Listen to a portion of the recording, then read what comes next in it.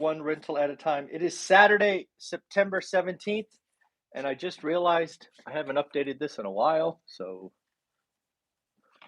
I'm not sure where we're at, 37,000 and something. Do me a favor, like, subscribe, comment. We will update that tomorrow. What I got for you today is the Saturday Daily Financial News. We will do this, and then at 8 o'clock, I will do 60 minutes of your questions, my answers, and then at 9 a.m., I am so excited, so ecstatic to bring on Bob Langworthy from Maine Bean Counters to talk about seller financing, talk about maybe cost segregation, talk about real estate professionals. A lot of you have questions about, I'm a real estate investor, I want to do this, I want to do that, but who can help me? What are the things to consider? So we're going to bring on Bob Langworthy. The invites are in the private Facebook group. They are on Teachable. If you got the course in the last 48 hours, I also sent it to you directly. This, again, is your opportunity to ask a CPA that I trust, to ask the CPA of the lumberjack landlord what to go on. And oh, by the way, Matt told me the other day that we're going to get Bob for 90 minutes. That's less. My course is less than Bob charges for 90 minutes. So, Bob, if you're watching, thank you for giving us time on Saturday. I greatly appreciate it. A lot of stuff going on today. I'm going to start right down here at the bottom of the screen, which I just realized you can't see. Right there, it says Ken McElroy. Ken McElroy put out a video yesterday about his housing predictions for 2023. I think he did a wonderful job. First and foremost, right in the early part of the video, he admits that he does not buy single-family rentals, right? He watches it, he looks at it, but he is the man, myth, the legend, because he is an apartment or multifamily investor. During that video, which I thought was very well done, he talked about his expectations for the Fed. And I actually want to say with 100% certainty, I agree with Ken.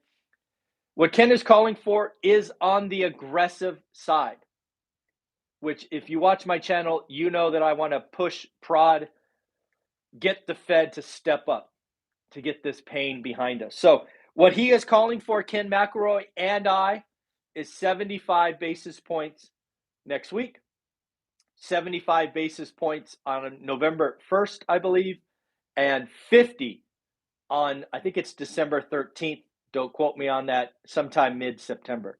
So what does that mean? That means we are going up 200 basis points. We are nearly doubling. If the Fed is on this aggressive tax, we will take what's called the terminal rate for the year to 4.25 to 4.5%. And I believe Ken is calling for at least one, if not two, raises next year. Why is that important? Well, we have learned that the housing market stops at 6%. 6% 30-year money. We are already there and we are going higher. It will be very interesting to see what happens next week. I believe there is a chance that the Fed gets really aggressive. You know that my call is for 75, but there is a chance that the Fed goes full 100. I want them to go full 100. I just don't expect them to, if that makes sense. So again, these are things that are important, right? The end of the year is around the corner, and we could have a funds rate over 4%. If the funds rate is over 4%, what is the 10-year? 5.5? 5.75? What's 30-year? Could we see 7.5? I don't know. And then the question that you and I have to ask is, when do people just buy treasury bills? People have left money in savings accounts, maybe some money markets, because there wasn't really an option. But if you are somebody who has cash, at what rate do you buy a treasury? So I want to ask you right now, please interact with me. Leave a number below. When do you go buy, let's say, a 2-year treasury? Is it 4%? Is it 5%? Is it 6, 7, or 8? So I want to hear from my audience. At what rate would you buy a 2-year treasury? I'm just curious. The reason I bring this up is I read an article about Jim Cramer. Jim Cramer, the ultimate stock bull. He actually, in his personal account, bought some 2-year treasuries. I think it was Thursday. It might have been Wednesday. So I have never been in a position to buy treasuries. In the beginning, I had no money. When I was growing real estate, I was buying real estate with much, much higher yield. Now, not as aggressive, got a little bit of money. Do I buy treasuries? So I want to hear from you. Do you buy treasuries? So let's talk about the 8 housing markets or 8 housing counties that are most at risk. And unfortunately, Fresno, California, my market, made the list. This makes sense because if you follow my channel, about 6 weeks ago, I brought up the affordability for Fresno, and it is tanking, tanking, tanking. And I suspect getting worse and worse and worse. It is tough to be a first-time home buyer in Fresno. The market is fully valued, if not then some. So again, my market that I look at every day is on this list. So here are the 8. Kings County, New York, Brooklyn, Richmond, New York, Staten Island, Philadelphia, Philly, Camden, Philly, Cook and Kane, these are in Illinois, Chicago, Lake County, I guess that's in Indiana, but it's right on the cusp of Chicago, Solano County, Sacramento, hey, Matt the mortgage guy, that's you, buddy, and Fresno, Madera, my 2 cities where I've been fishing for 22 years, is on the list. This is from Business Insider this morning, and I can only tell you about my market. I have no idea about the other 7. I think they're right. I think my market is unaffordable. I gave you that warning about 6 weeks ago. Let's remember this. Just because it's unaffordable doesn't mean there's no deals. You have to do the work. You have to get creative. You have to find the motivated seller. Don't pay list price. Get closing costs. Get rate buy downs. There are deals to be made, but they take work. It's not easy. The lumberjack makes it so easy. He's got like 4 deals this year, or 6 deals, or 8 deals, or whatever it is. It takes work for us mere mortals. Consumer sentiment. I knew this was going to happen. I knew it. So, folks, we had consumer sentiment come out yesterday. It was higher than expected. And it's higher than expected for the exact reason I guessed. But when you step back as a numbers guy, you have to laugh. Let me explain. We saw a large drop in gasoline prices, I think the last 80 days. Remember 4 months ago, we were all taking pictures of the gas pump and saying, hey, I did that. Remember? Well, we haven't done that in a while. And we can talk about all the million barrels and all of this stuff. But here is why it's predictable. Folks, the reason I study the consumer as economist is because you all are predictable. When you watch the current, you can predict where the fish are going. So here we go. This is why I can predict it and why it makes my brain hurt at the same time. Ready? Here we go. Do you know inside of your monthly budget, according to consumer spending, gasoline makes up 33%. Or sorry, 33%. I forgot the decimal. 3.3%. So congratulations. 3.3% went down 10% according to CPI. And that one factor made consumers feel better. They stopped looking at the gas pump going, oh my God, it's X amount. But this is why my brain hurts. 34% of your budget is housing. It is up by a record amount, and as you know, underreported. Brain hurts. 12, food, like the stuff you put in your mouth. is up 12%, the highest since 1979. And if you're an economist and you are comparing inflation numbers today to the 70s, that is not good. That's bad. And then finally, healthcare. That is a ugly 8. It kind of looks like a 0, but it's an 8. Healthcare is up 8%. So again, everything across your family budget is up, many of them by record amounts. But because the gas pump or 3.3% of your spending is down, y'all feel better. This is a game that is being played by the powerful people to make you feel better. Don't fall for it. Don't fall for it, please. It is a real problem out there. Stanley Druckenmiller. Stanley Druckenmiller is probably someone you haven't heard of. If you are under 40, you probably haven't heard of him. Stanley Druckenmiller is a legendary investor, produced like 30% returns for like 20 years or something. He is very good at what he does. Stanley Druckenmiller came out and said there is a high probability that the stock market will be flat for a decade, much like the years 1966 to 1982. That should send chills down your spine. And, oh, by the way, if you watch this channel, you know we give you the 52-year spreadsheet. And I have been talking about a flat decade for quite a while now. So, Stanley, thank you for watching the channel. Of course, I joke, but we have been talking about a flat decade, much like the 70s, for quite a while. Did you know, this is kind of a did you know fact, that almost one third, 32% of all housing transactions in July were cash? Yeah, one third. So one third of buyers, roughly, don't give a rat's ass about interest rates.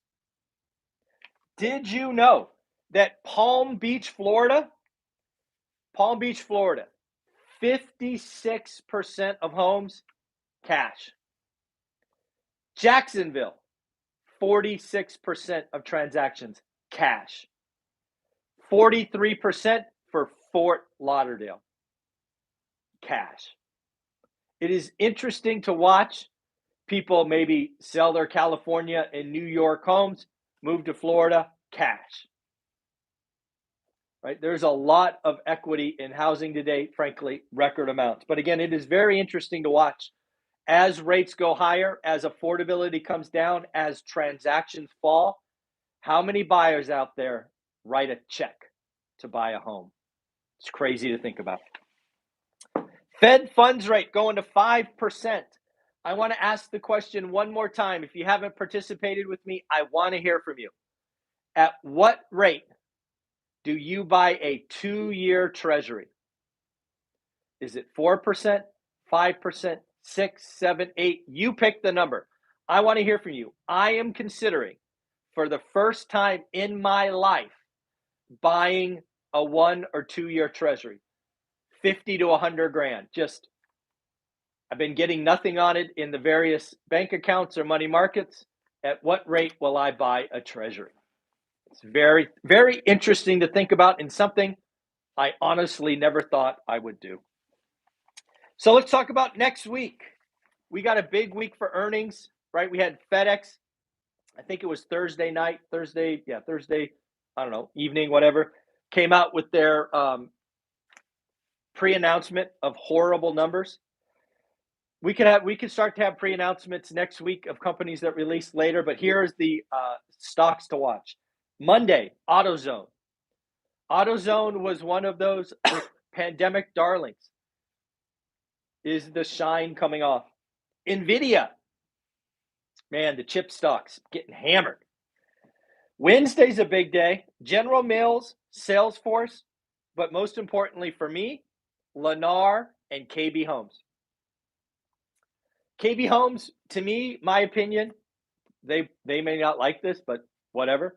KB Homes is definitely the first-time home buyer home. Excuse me. What is going on? Lennar's the move-up buyer, right? And Toll Brothers, just to finish it, is luxury. That's kind of how I see it, generically speaking. So KB Homes will tell us about the first-time home buyers. Lennar will tell us about the move-up buyers. My guess, KB Home does okay. Lennar, ouch. But we'll see next week. Not financial advice. Thursday, we get Costco, FedEx, and Qualcomm. So again, a lot going on. And of course, the Fed funds decision on the 21st. I think that's Wednesday. I think, again, I'm going to hope for, pray for, prod that they do 100. But I'm going to call 75 because I think that's what they're going to do. I don't think, like Ken, I think they're going to go 75, 75, 50.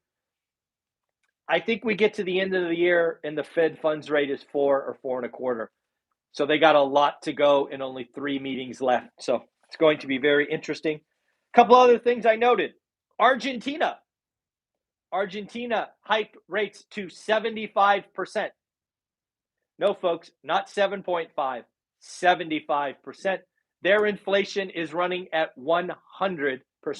Folks, that is hyperinflation. That is bad, bad, bad. Watched a couple of Grant Cardone videos yesterday. He talked about 2022, this year, being the biggest rental boom ever in American history. Basically, the story is rates go up, housing is unaffordable, people become renters. I get the logic. I think a lot of rental demand has already happened. At some point, renters can't pay anymore. I feel horrible, right? Just the rental rates are consuming more and more and more. So it's going to be interesting to watch. What else do we got? So many other things. Last thing I'll talk about is Larry Summers. Larry Summers is being paraded around TV a lot. He believes that the Fed will get their Fed funds rate to 5% next year. 5%.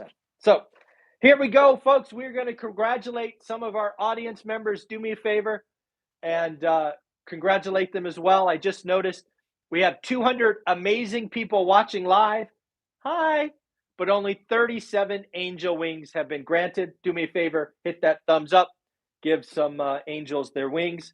Keto, the man's from Billings, Montana.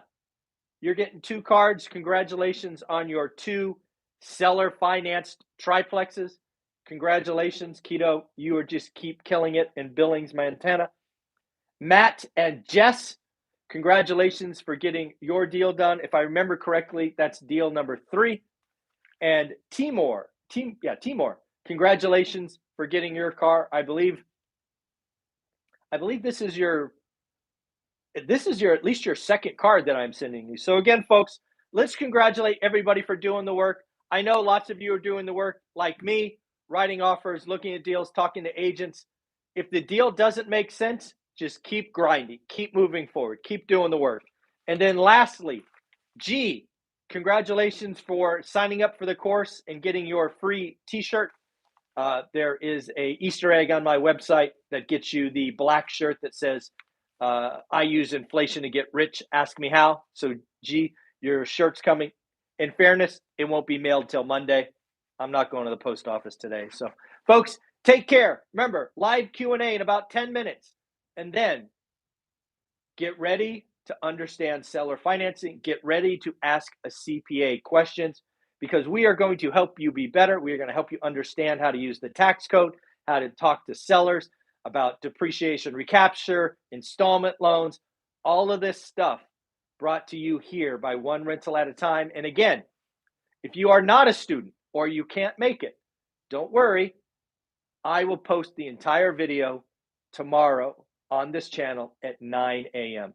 We are not hiding anything. We are not putting stuff behind some firewall that you have to, whatever. It goes to my students. We ask the questions, and then we give it to the YouTube universe. So you will have it tomorrow morning, 9 a.m. Pacific. Take care. Have an amazing weekend. Bye.